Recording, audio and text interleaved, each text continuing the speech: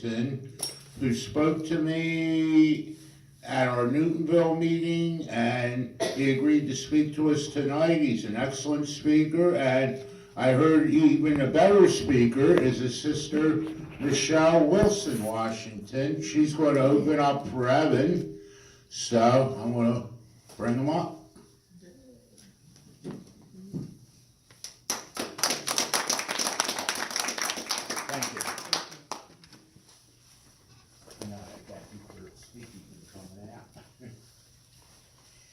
Where I come from, we don't have hay, just tall brown fields where the children play.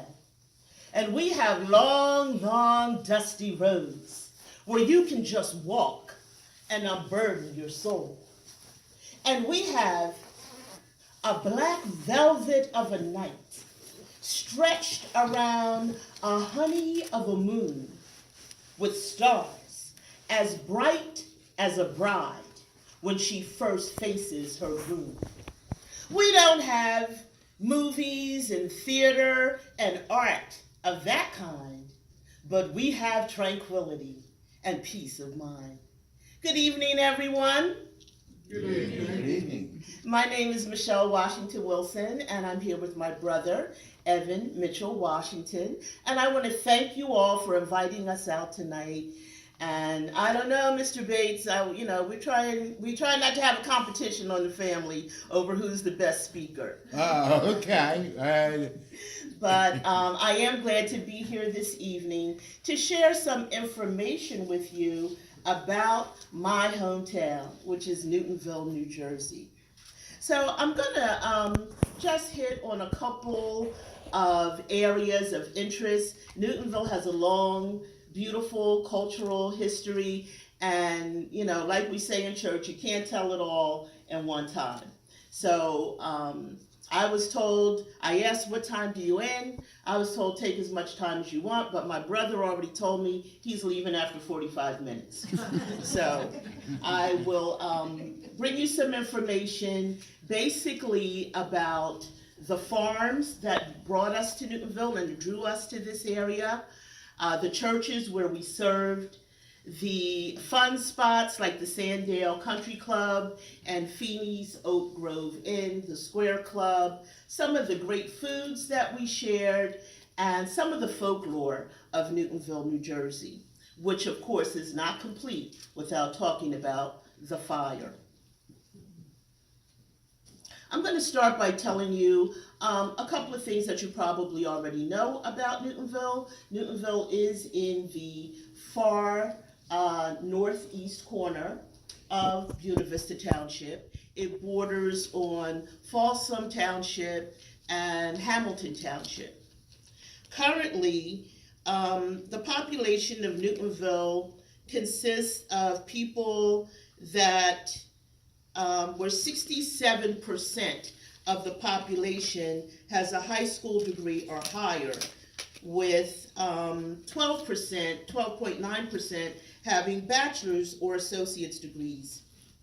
The average household income is 51% having an income of $30,000 to $75,000, and another 22.8% having an income of $75,000 to $149,000, with 6% having an income of $150,000 or more. Most of the homes are at least 3-bedroom homes, with 51% having 4 to 6 bedrooms. Most of the homes that are in Newtonville today were built between 1950 and 1989. That's 67% of the homes, with only 15% having been built before 1950. Most of the people who live there are older, and it's a lovely community to raise your children in. But that's not the community that I was raised in. I was raised in a different Newtonville. Our family came from Philadelphia in 1947. The family consisted of my grandmother, Ella Irwin, her husband, John Robert Irwin Sr., a daughter, Betty Jean, known as Bet, who was 17 years of age at the time, and 4 younger children, Elaine, Geraldine, John, Robert Jr., and Frank.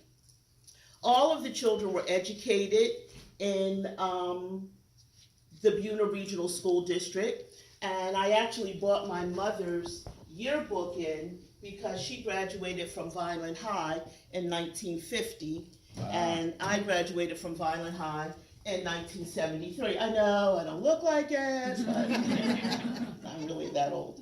So, as a matter of fact, I say to Evan, you know, he told me he just turned 54. I'm like, how is that possible?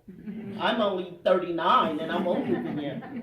But the family came to Newtonville because John Irwin's mother, Martha Irwin, owned a piece of property in Weymouth.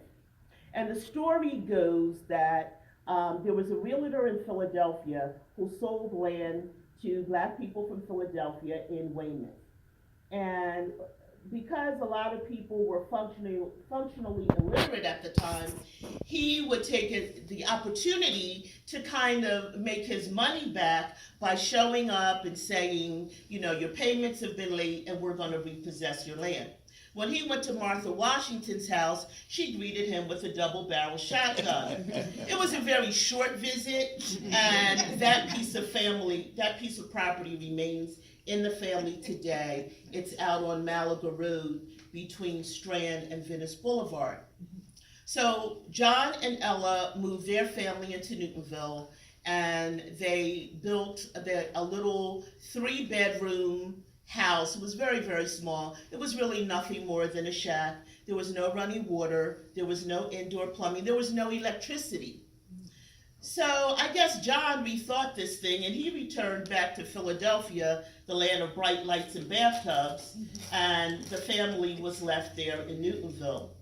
The family had to use their resources, and as was the custom at that time, families worked together on the farms. And they picked blueberries as a family, they saved their money as a family, and they hoped that they would make enough money in the summer to survive the winter.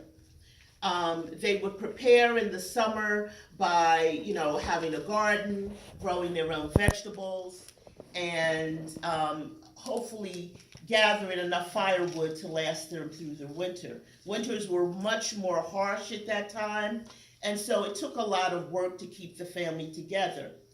Bet was not just smart, but she was also industrious. And she got a job after graduating from high school, and it was actually Betty Jean, my mother, who had the house wired for electricity. So they went from kerosene lamps to electricity around 1953. Eventually, Betty got a job at Ancora State Hospital, which opened in 1955. This was a great thing for the people of Newtonville because this opened up not only work, but a different type of work. A lot of the people that came to Newtonville came during the years of the Great Migration. And the Great Migration, I'm sure you're familiar with it. There's a popular book called The Warmth of Other Suns, which talks about the Great Migration, which was a mass exodus of African Americans from the Deep South up to cities in the North and West. But some people also made what's called a rural South to rural North migration, meaning that they left their homes in the rural South and they came to places like New Jersey, where once out on the farmlands, they noticed, hey, this is pretty much like the place where I just left in South Carolina or in Georgia. There's dirt roads, there's fresh air, and there's work for me here. A couple of things spurred the Great Migration, which took place surrounding World War I, took a break during the Great Depression, and started again after World War II. So it came in 2 waves. A couple of things encouraged people to move. One of them was the lack of work. The Great Migration started about 50 years after the end of slavery. Cotton was no longer king. thanks to the boll weevil, and there was more work in the industrialized North. Also, racism was rampant. There was a lynching about once every 3 days, and it was really hard to get ahead. So people left the South in such large waves that sometimes the farmers would sit at the train station and try to stop people from leaving. Because who was going to take care of the children? Who was going to cook the food? And who was going to pick that tobacco, which was not going to pick itself? So people came, some people came into Philadelphia in the 20s and 30s. That's when my grandmother came. In 1937, she came with Betty Jean, who was just a little 5-year-old child. And she stayed with her aunt. She met John Irwin, and eventually they came to Newtonville. Some people came directly from the South to Newtonville, and people were pretty happy with the community. They could have their farm animals, they could raise hogs, chickens, ducks, and I can still remember, excuse me, I need a little sip of water.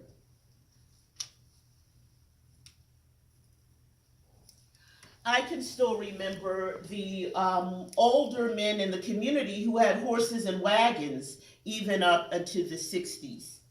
And one of those, everybody called him Pop Cleckley. He had a horse and wagon, and his son was our neighbor, Tom Cleckley. And I'm sure my brother remembers Tom Cleckley's ox. He used to plow fields with an ox even until the 70s. And an ox is a really big animal, and they move really slow. So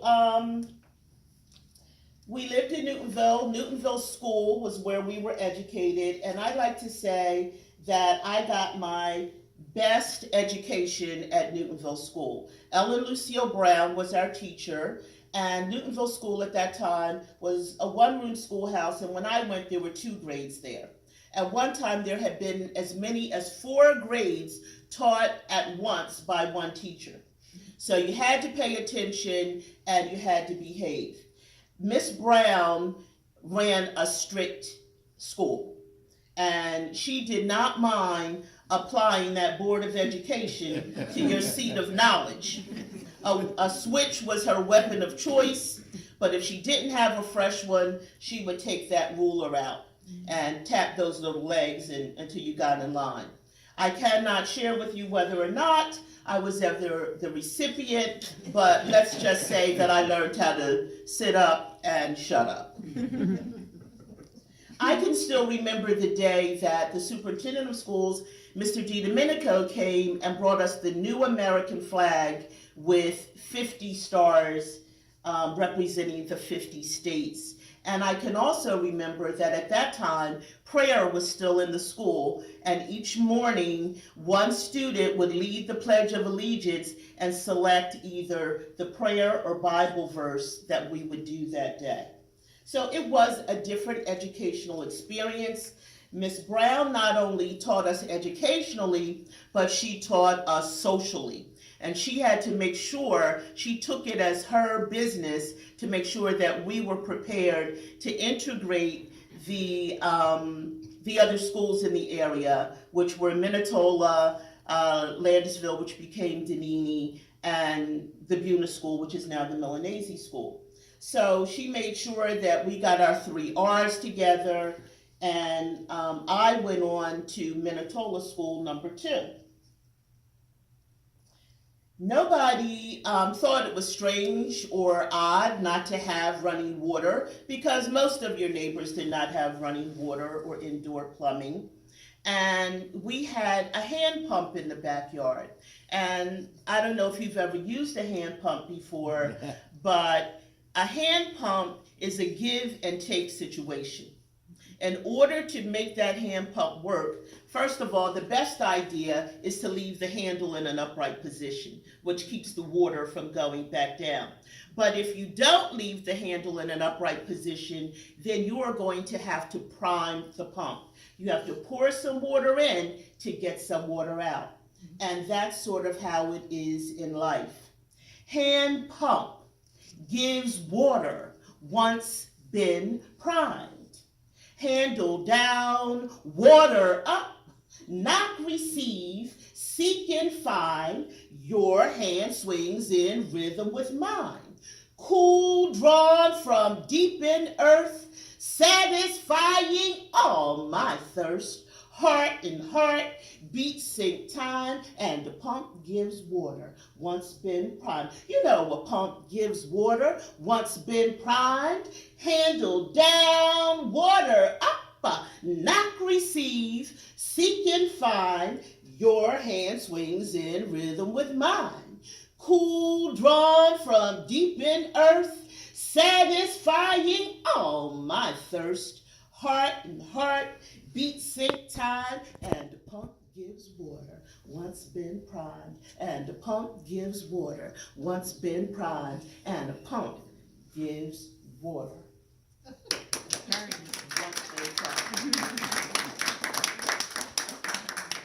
So we stood on the corner of 11th Street and 6th Road and waited for the school bus to take us to Newtonville School. Mr. Huff was our bus driver. He would pick us up in the morning, and his daughter, Peggy Jones, would pick us up in the afternoon. Well, I lived in a house with my extended family, and I was the little girl in a family with adults, and well, they were teenagers, and they loved, having records and having a record player. So one day I decided I would serenade Miss Peggy, who was such a wonderful woman, with my favorite song. There goes my baby. And she said, who's that making that noise?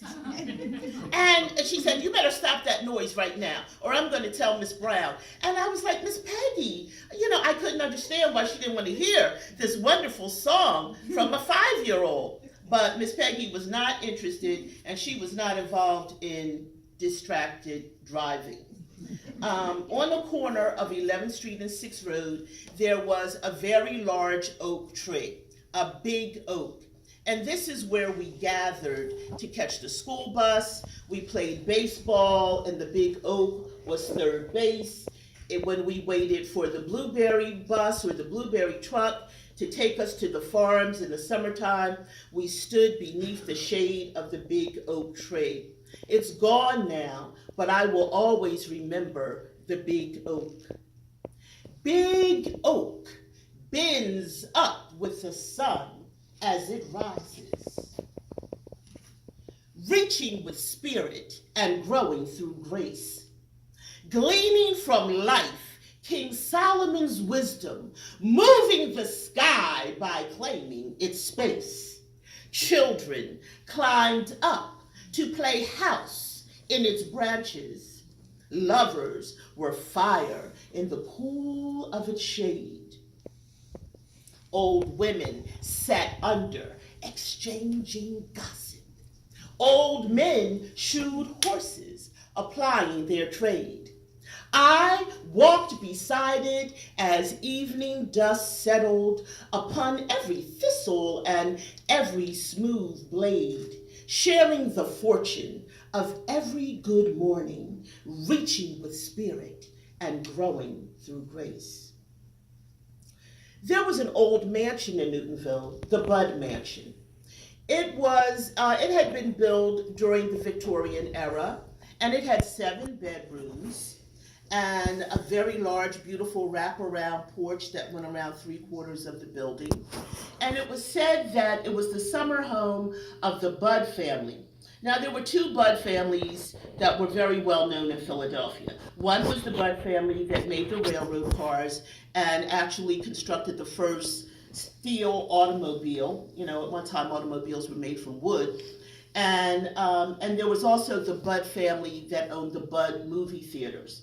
So it's believed that it was the Budds that owned the movie theater empire that had the summer home in Newtonville on 10th Street, because Mrs. Budd had tuberculosis, and it was thought that the pine air was a good cure for tuberculin.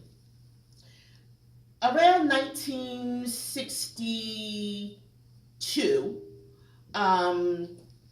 a company came out of New York, and they purchased the Bud Mansion and all of the land surrounding it, and that became the Sandale Country Club and Development. And the thing was, if you bought a home in Sandale, which is on 10th Street and also Minor Lane, if you bought a home in that community, you got a membership to the country club. So this was a wonderful thing. It was during the days of segregation. It was the time when people used the Green Book to travel. The Green Book gave people of color an idea of where they could stop as they traveled. You know, with the automobile, people wanted to travel. They wanted to visit relatives who had moved north, or the people in the north wanted to go back home and visit people in the south. But you couldn't stop everywhere. You had to know where to stop. You had to know who would sell you gasoline. You had to know who would sell you food, or if you were going to have to go around to the back door, or, you know, you didn't want embarrassment, you didn't want humiliation, and you didn't want trouble. So the Sandale Country Club was like a mecca, because here was this beautiful resort that had a swimming pool, it had horses, it had go-karts, a tennis court, a playground, a dance patio where you could dance, and Sarah Spencer Washington, the woman who's known as the Madam C.J. Walker of Atlantic City, had purchased a country club on Moss Mill Road where you could go and play golf. Shirley Chisholm came down and spent her summers there, and the food was so great there, because I don't know if you know Addie Mae Stewart, but Mrs. Stewart and her husband, who everybody called Good Buddy because he loved to have a good time and he was everybody's good buddy, they were the managers of the country club. Shirley Chisholm at one time invited Mrs. Stewart to come and tour with her because she loved her cooking so much, but Mrs. Stewart, you know, felt that it was her obligation to stay and raise her children. So this was how the Sandale Country Club came there, and with that came another wave of people moving into Newtonville in the 60s. So how did people know about the Sandale Country Club? Well, the people who developed it had buses that came from New York and Philadelphia on Sunday afternoons. People would come down and they were all dressed up. This was when gold lame clam diggers were in the first time. And you don't know anything about that. You're too young to remember that. But people had their gold lame pants on and their white clam diggers. And the women had on those little lucite mules, those little shoes, and they were all dressed up for an outing, not realizing that the outing was going to be walking down some dirt roads. So we would go to see the sights, and this was amusing to us to see these people, you know, tiptoeing through all the sand and the dust. And even today, people say you can always tell a girl from Newtonville because she's always got mud on her shoes. So the Sandale Country Club came in, as did another development called DeCarlo. And DeCarlo are those groups of homes that are near the Newtonville Cemetery, if you know where that is, on 8th Street. So the people who moved there primarily came from Newark and New York and points north, whereas the people who lived in Sandale tended to come from communities in Philadelphia. And there was another development called Lake Ann and Pine Lake, which is down Unexpected Road. And they also brought people on chartered buses down to see the property and to purchase it. And if you go down Unexpected Road now, you can still see some little tin signs on trees that look like license plates. And those are lot markers where people bought lots of property with the plan that one day they would build on them. But some of them were not developed, they were not built on. But when I was the director at the Martin Luther King Center in Newtonville, people would come in periodically and say, do you know where this piece of property is? Somebody told me if anybody would know, that you would know. So people kept paying their taxes on that property, and even though they never built, a lot of people passed it on to their relatives. Not only did we wait for the school bus under the big tree, but it was also where we met when we walked to church. And I belonged to Bethlehem Baptist Church when I was a child, and I brought this in. This is the booklet from their 95th anniversary service in 2016, and it gives a brief history of Bethlehem Baptist Church, which was built in 1921. And Bethlehem also owns the cemetery. A thing about the cemetery is that the cemetery on 8th Street, there are two cemeteries in Newtonville. The one on 8th Street, actually, according to Robert Farris Thompson, who is a professor at Yale University, has African carryovers. Now, at one time, it was believed that there was no connection between black people in America and Africa, that during the years of slavery, all of our ancestral ties had been broken. But that's not true. We know that that's not true now. And in the cemetery are some old ancient African customs that were brought from places in the South, particularly the seacoast of Carolina, to Newtonville. One of those customs, if you go by there today, you can still see that there are graves that have old concrete pipes on them. And the theory is that spiritually, the spirit in the ground has greater access to heaven through the pipe. Also, there are a lot of graves that have trees, not so much now because somebody went through a couple of years ago and said, hey, it looks like a forest in here, and cut down a lot of the trees. But some of the trees were trees that are not indigenous to New Jersey. People brought the tree from their homeland, from South Carolina and their home properties to put on their loved one's grave. The theory is that the tree lives in three worlds. The roots of the tree are in the ground with the deceased. The trunk of the tree lives in the present with us, and the leaves and the branches of the tree are in the sky with heaven.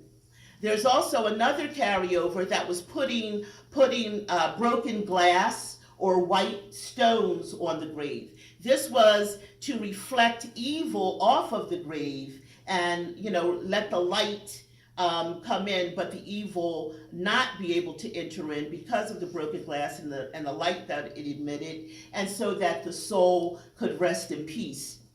So probably, sometime in the mid-70s, when they started cleaning the cemetery and cutting the grass with lawnmowers, they started removing some of the glass off the graves because it was, a problem with the lawnmowers. And then I worked for the state of New Jersey in 1989. I had the pleasure of working with Giles Wright, who was the commissioner of Afro-American history in the state of New Jersey, and he wrote this book.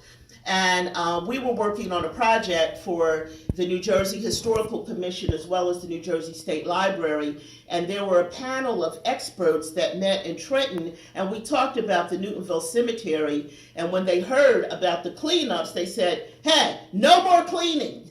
So those were some of the folklores and customs that were extant in Newtonville that shaped our lives. We really grew up in two worlds. We grew up in our cultural world at home, and then we grew up in white America when we went to school.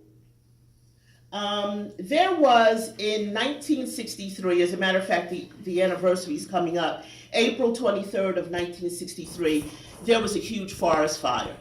Now, I was a small child and I lived in a small world, so I thought it was the Newtonville fire.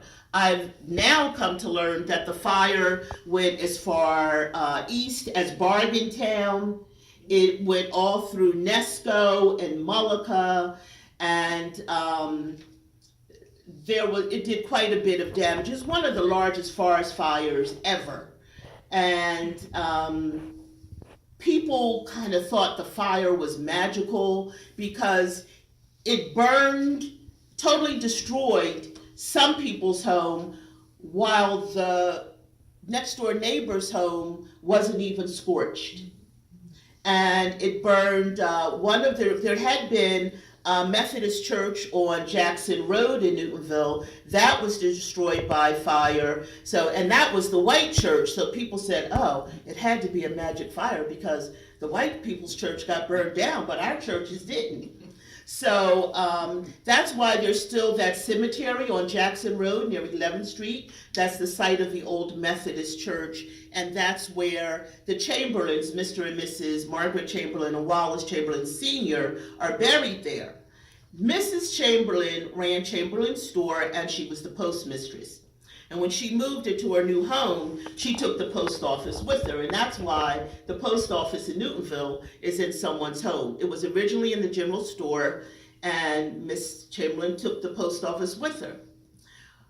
One little theory about Mrs. Chamberlain was that she never had to ask you what was going on, because she had a steamer. And you know, there were a lot of men in the military who had been drafted. And, you know, they wrote love letters home.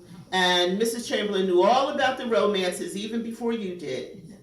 And when my brother was born, it was we would go, our family would go each year over to the Moose Hall in Hamilton and have our family pictures taken by Olan Mills. And then they would mail the pictures to you. And so I went to pick up the mail, and Miss Chamberlain said about Evan, oh, your mother has a beautiful baby. And after that, my mother made sure that we got a mailbox. Many people who had lived in Newtonville left after the fire, whose homes were destroyed. And, you know, some of the families remained. The McClendon family has been in Newtonville. We're not quite sure how long, but Julius McClendon was born there in 1927. And the family still lives there today on their same property.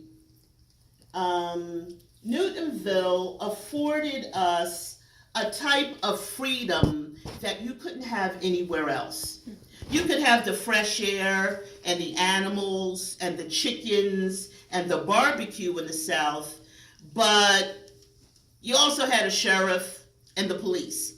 And out in Newtonville at that time, the police did not come unless somebody, Mrs. Chamberlain, called them. So it was a peaceful existence, and we really had a beautiful life there. As a child, we always took one of the many paths up to the store. Newtonville had like a footpath to everywhere. There was like a path to everybody's house from everybody's house. And you know, Newtonville has a lot of primordial white beach sand. And so we would take these sandy paths to one another's homes. And every day we would walk to the store and get our mail from the post office.